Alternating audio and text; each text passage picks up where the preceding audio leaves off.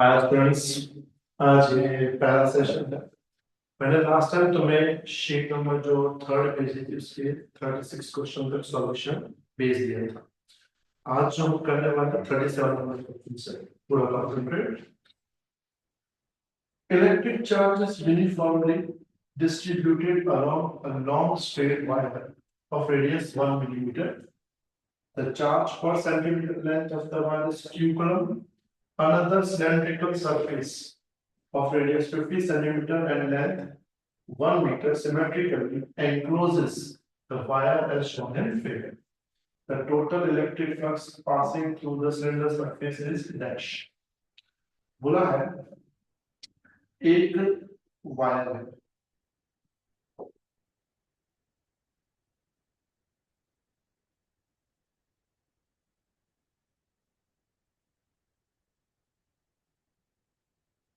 एक वायर है,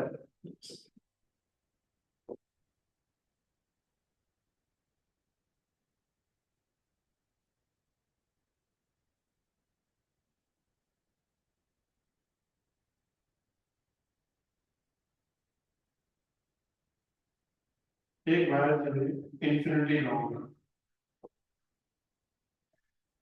इस वायर पे कंटिन्यूसली पॉजिटिव चार्ज है। ये चार्ज फैला हुआ है, फैला हुआ है मतलब कंटिन्यूस चार्ज डिस्ट्रीब्यूशन। उसके तीन टाइप होते हैं, लीनियर, सरफेस और वॉल्यूम। ये लीनियर वाला है। इसमें दिया हुआ है यहाँ पे ये लाइन पढ़ना। द चार्ज पर centimetre length of the wire is q coulomb. मतलब जो लेमड़ा दिया है वो कितना दिया है, q कूलम पर सेंटीमीटर। यानी हम इसको लिखेंगे एक्चुअली 100 q पर मीटर। फिर बोला है कि इस वायर के आसपास एक सिलेंडर है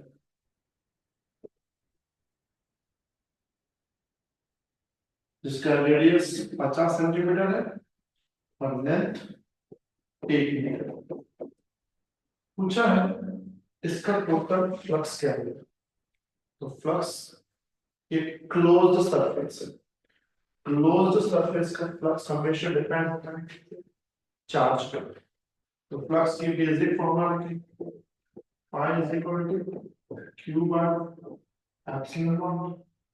क्यू की जगह पे lambda L upon epsilon not. Lambda की जगह 100 Q, length 1 metre upon epsilon not. ये हो जाएगा 100 क्यू अपॉन एप्सिलॉन नॉट। ये हमको मिला फ्लक्स। लेकिन यह फ्लक्स नहीं फाइंड कर, यहाँ बोला है, क्या बोला है?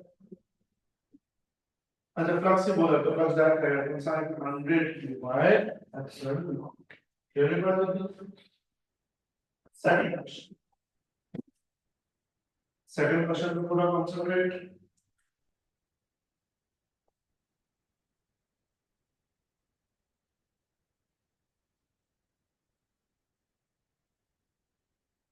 पूरा ध्यान सेकंड क्वेश्चन पे। In a region of space, the electric field is in the x direction and proportional to x, that is E is equal to E naught x I cap. Consider an imaginary cubical volume of HA with its edges parallel to the axis of coordinates. The charge inside this cube is dash. बोला है कि जैसे system है, मान लो ये है x axis, y axis और है z axis। बोला है इलेक्ट्रिक फील्ड जो उसमें x में है, लेकिन x पे डिपेंडेंट है। इसका मतलब इलेक्ट्रिक फील्ड है तो सही, बट कौन सी इलेक्ट्रिक फील्ड है, नॉन यूनिफॉर्म। जैसे जैसे x बढ़ता है वैसे वैसे बढ़ जाता है। मतलब ऐसे सिस्टम में हमारे पास एक क्यूब दिया हुआ, क्या दिया हुआ है, क्यूब। ये मान लो क्यूब।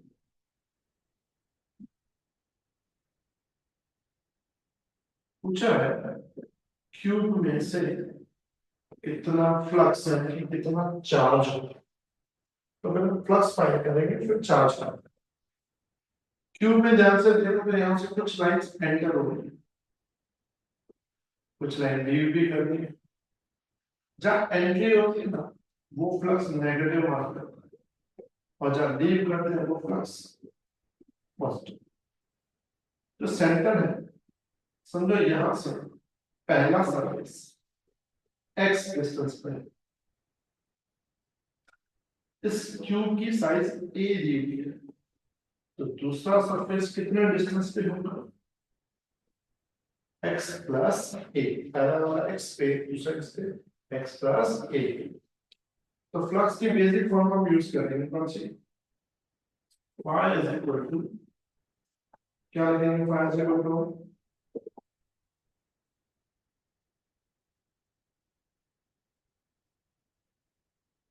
y लिखेंगे phi 2 माइनस phi 2 मतलब जो बाहर निकल रहा है से, और phi मतलब जो अंदर आ रहा है। तो phi 2 माइनस phi 1, क्योंकि जो फ्लक्स एंटर हो रहा है वो नेगेटिव, जो लीव कर रहा है वो पॉजिटिव। phi 2 की जगह हम लिखेंगे E2 into A, इसकी जगह E1 into A, ये बाहर चलेगा E2 minus E1 into A। E2, E2 को दिया हुआ E दिया हुआ E नॉट X, तो E2 क्या लिखेंगे E not X2 minus E1 में लिखेंगे सेम फॉर्मूला, क्या लिखेंगे E not X1 into A, E not से X2, तो x2 मतलब ये डिस्टेंस है x plus a, e not x1 में डिस्टेंस होगा x, e not common x plus a minus x, तो x x आपस में कैंसिल हो जाएगा, सिर्फ a बचेगा।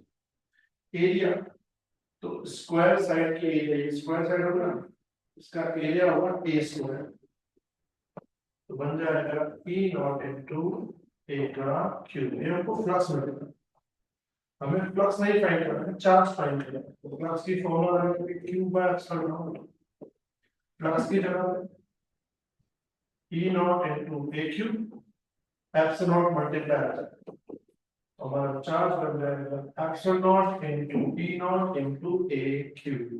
इन ऑप्शन मैच करेगा हमारा बी और नॉट। सेम ऐसा क्वेश्चन हमारे टेक्स्ट बुक में भी है, वो भी ट्राई करना। क्विक एग्जांपल है,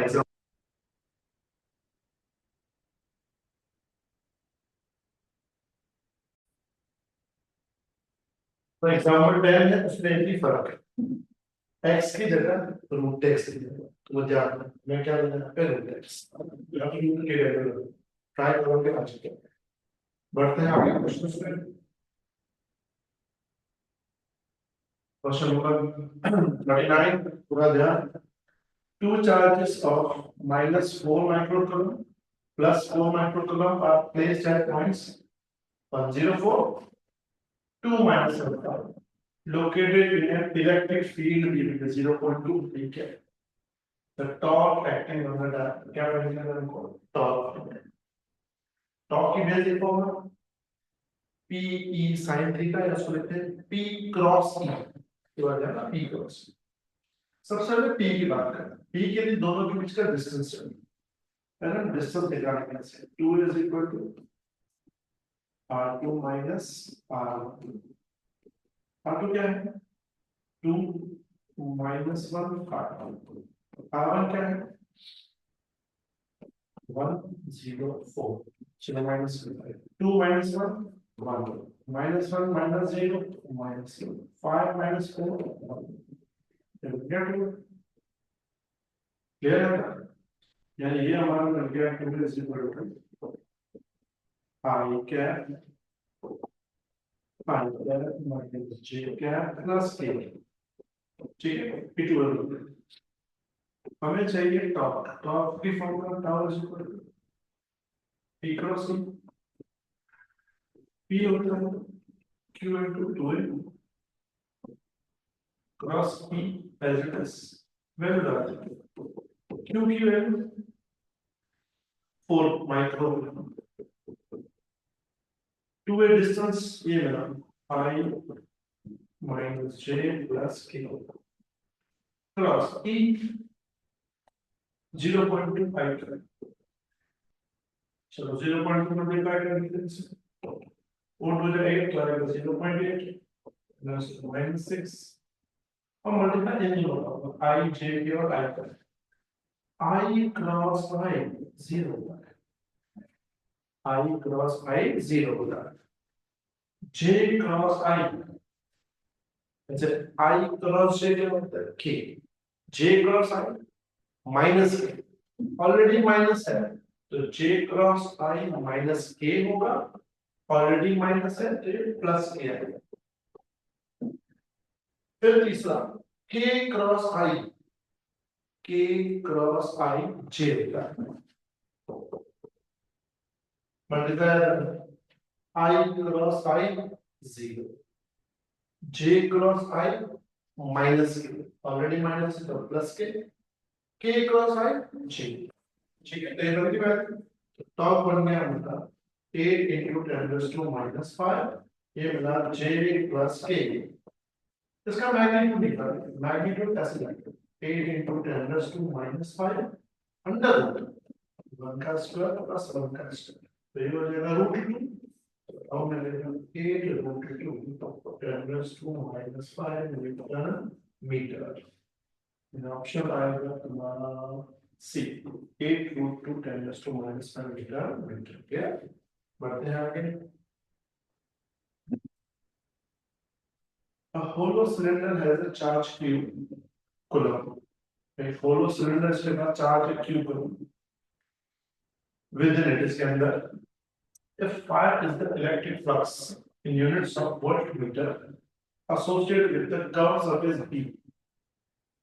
सिलेंडर के पास तीन सरफेस होते हैं A सरफेस है flat C flat B curve तो बोला यहाँ पे फ्लक्स दिया है phi is the electric flux लेकिन किसका फ्लक्स है phi सिर्फ B का the flux linked with the plane surface A मतलब A का फ्लक्स कितना होगा तो यहाँ बता दो A और C का फ्लक्स सेम होगा हमें फाइंड करना है कितना total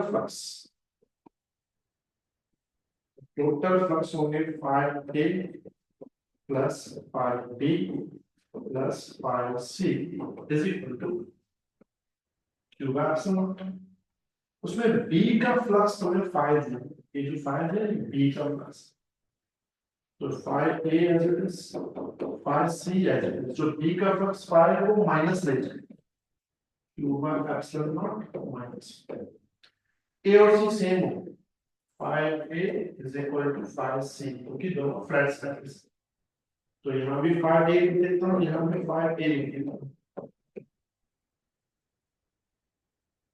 phi A plus phi A 2 phi 2 divided by phi A बन जाएगा 1 by 2 q by epsilon minus ये बन गया phi A ऑप्शन आएगा तुम्हारा D और क्लियर बढ़ते आगे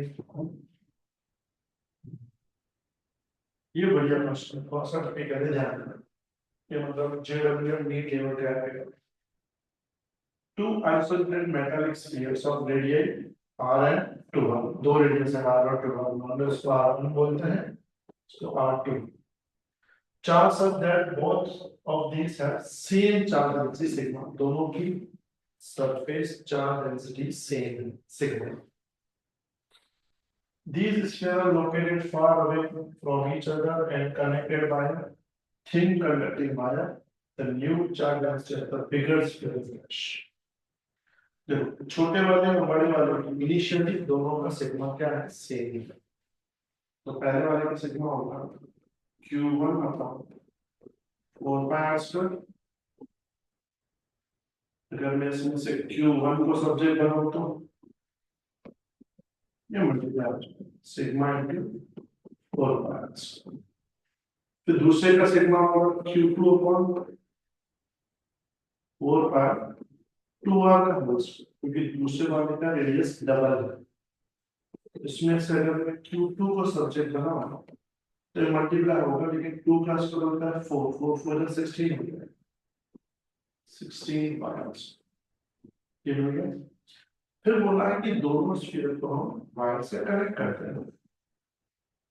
जब दोनों का हम वायर से कनेक्ट करेंगे ना तो चार्ज ट्रांसफर होता है। चार्ज क्या होता है? ट्रांसफर होता है। ट्रांसफर होने का मतलब अगर सेम साइज होती तो चार्ज इक्वली जाएगा, लेकिन साइज सेम नहीं तो चार्ज इक्वली नहीं जाएगा। इसके पास हम इसके पास आता है Q2 डैश, इसके पास आता है Q1 डैश। हमें कौन सा फाइंड करना है? New charge density on the bigger sphere, इसकी फाइंड करनी है बिगर। सबसे पहले उसका Q2 डैश लेंगे। Q2 डैश फॉर्मूला ये होता है Q2 dash is equal to total Q into R2 upon R plus total Q as it is R2, उसका बिगर स्फीयर का रेडियस हुआ है नीचे R प्लस, तो ये हो जाएगा 2QR upon 3R, 2/3Q। Q कितना है? तो टोटल चार्ज है पहले sigma 4 pi square sigma 16 pi square, तो सीधा लिखेंगे सिग्मा 20 पाई स्क्वायर। ये टोटल करोगे दोनों का 4 प्लस होगा 20 हो जाएगा। ये Q2 डैश मिल गया। हमें Q2 डैश नहीं चाहिए, हमें इसकी सरफेस चार्ज डेंसिटी चाहिए। तो सरफेस चार्ज डेंसिटी होगी sigma dash is equal to charge upon area. Area उसकी 2R में होती है। Q2 डैश की जगह 2/3 sigma 20 pi R square divide by 4 pi 2 का स्क्वायर 4 आर स्क्वायर। इसमें R square cancel, pi cancel, क्या क्या बचता है? 20 into 2 into sigma upon 3 4 into 4। चलो सॉल्व कर दें इसको। 4 की डबल 1 टाइम्स, 4 की डबल 5 टाइम्स, 2 की डबल 1 टाइम्स, 2 की डबल 2 टाइम्स, ऊपर बचेगा 5 सिग्मा, नीचे बचेगा 3 टू 6। आंसर आएगा 5 sigma bye 6। 5 sigma bye 6 option आएगा बी। क्लियर? तो पहले हमने इंडिविजुअल चार्ज फाइंड किया, फिर बड़े वाले पे चार्ज ये है, छोटे वाले पे पूछा होता तो Q1 डैश की फॉर्मूला क्या आती है? Q into R1 upon R हो जाती है। तो जब भी ऐसा सेम क्वेश्चन मैंने पहले भी तुमको करवाया, क्लियर? पढ़ते हैं आगे। ये भी बढ़िया क्वेश्चन है।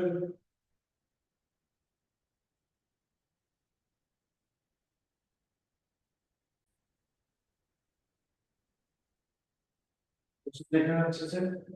The inward and outward electric flux from a closed surface are respectively 8 into 10 to 3 and 4 into 10 to 3.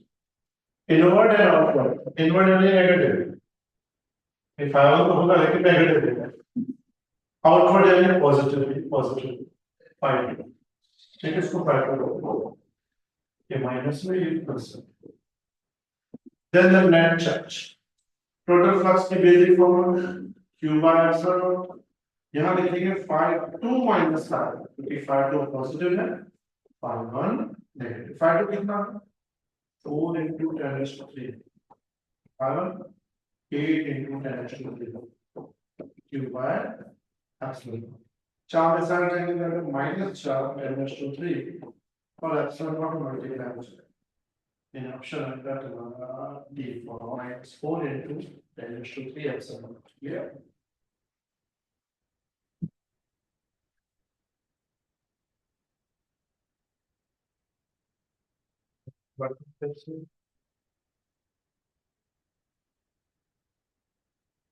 और ये बढ़िया क्वेश्चन जो मैंने तुम्हें पहले कहा क्यों बोला वैसा ही है। E is equal to E naught xi. Consider imaginary cubical inside the cube. Edge length and if its edges parallel to the axis of coordinates, the charge inside the volume. Charge length. Same method जो हमने किया था वैसा है कि एक cube दिया हो तुमको, एक क्यूब है जिसमें लाइंस जो है वो एंटर हो रही है बाहर भी जाती है। तो उसमें अंदर वाला फ्लक्स माइनस में होता है, बाहर वाला फ्लक्स प्लस में होता है।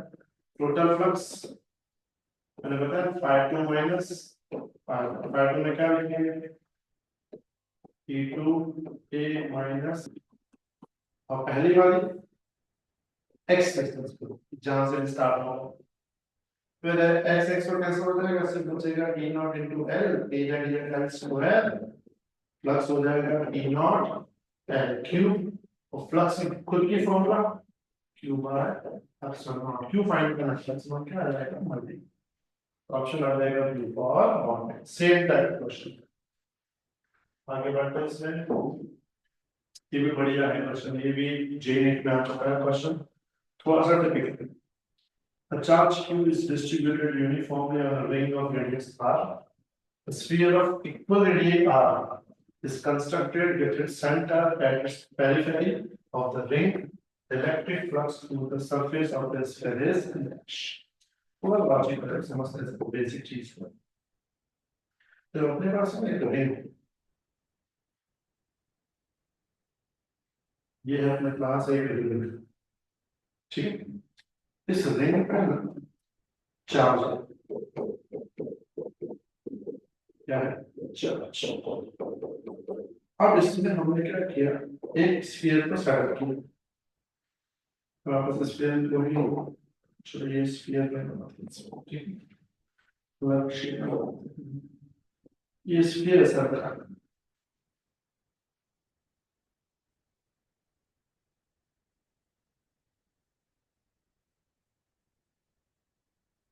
स्फीयर को ऐसे रखा है ध्यान जैसे कि स्फीयर का सेंटर रिंग के सेंटर पे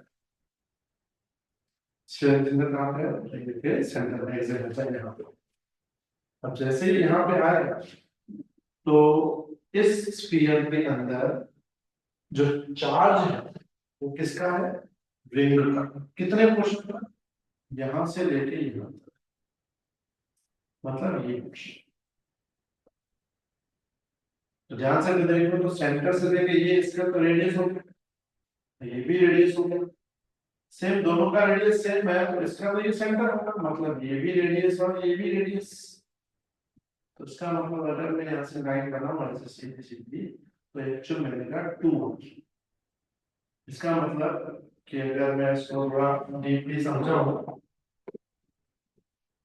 ये आर है ये आर है तो ये भी आर होगा ये भी आर होगा तो इसमें अगर मैं ये लाइन बनाऊं तो ये भी आर होगा इसका मतलब ये बनेगा इक्विलेटरल ट्रायंगल और नीचे वाला भी बनेगा इक्विलेटरल ट्रायंगल इसका मतलब ये एंगल इसका 60 होगा नीचे वाला भी 60 होगा ये भी 60 ये भी 60 तो ये जो टोटल एंगल है ये वाला ये 120 का 120 का मतलब पूरे सर्कल का 1/3 पार्ट क्योंकि पूरा सर्कल कितने का होता है 360 डिग्री ये 120 है तो 1/3 पार्ट मतलब रिंग के पास जितना भी चार्ज है उसका 1/3 पोर्शन जो है वो सर्कल के अंदर है सॉरी स्फीयर के अंदर है मतलब स्फीयर को चार्ज कितना मिलेगा पूरे रिंग के चार्ज का 1/3 पोर्शन तो उसके हिसाब से इसका जो फ्लक्स बनेगा वो कितना मिलेगा Q by 3 epsilon not in option I will about D for मतलब एंगल 120 बन रहा है 120 बनने का मतलब होता है पूरे रिंग का सिर्फ 1/3 चार्ज ही स्फीयर को मिलेगा इसलिए प्लस उसका होगा क्यू बाय 3 क्योंकि चार्ज हमेशा कौन सा लिया जाता है जो स्फीयर के अंदर ठीक है चलो आगे बढ़ते हैं इसमें 45 बहुत ही बेसिक सवाल है A point charge is placed at the corner of a square plate of a side then the flux through the square plate like square now मैं आपको फिर से ड्रॉ करें square मतलब चार्ज यहाँ तो मतलब फ्लक्स क्या है फ्लक्स का मतलब क्या है number of wavelengths passing through perpendicular यहाँ पे परपेंडिकुलर नहीं यहाँ का लगा चल यहाँ अब यहाँ रखेगा तो इसमें से तो लाइन ऐसे जाएंगे इसमें से तो पास होंगी ही नहीं तो अगर स्क्वायर के किसी भी कॉर्नर पे जा रखोगे ना उसकी फील्ड लाइंस उस स्क्वायर में से पास नहीं होगी तो फ्लक्स सीधा सीधा मतलब यहाँ अगर क्यूब होता क्या होता क्यूब होता तो आंसर क्यूबा 8 आता तो क्यूब में ना 1 8 पोर्शन अंदर जाता है, स्क्वायर है तो 0, क्यूब है तो क्यूब बाय 8 आएगा, ये मतलब थियरी में भी लिखा हुआ है।